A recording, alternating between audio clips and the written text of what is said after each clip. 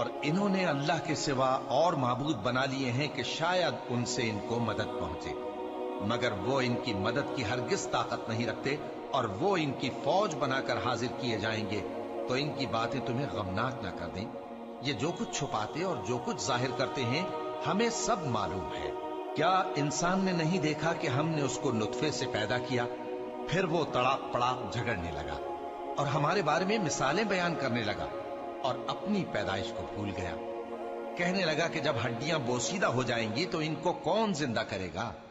کہہ دو کہ ان کو وہ زندہ کرے گا جس نے ان کو پہلی بار پیدا کیا تھا، اور وہ ہر طرح کی تخلیق کو جانتا ہے۔ وہی جس نے تمہارے لیے سبز درخت سے آگ پیدا کی، پھر تم اس کی ٹہنیوں کو رگڑ کر ان سے آگ نکالتے ہو۔ بھلا جس نے آسمانوں اور زمین کو پیدا کیا، کیا وہ اس بات پر قادر نہیں کہ ان کو پھر ویسے ہی پیدا کر دے؟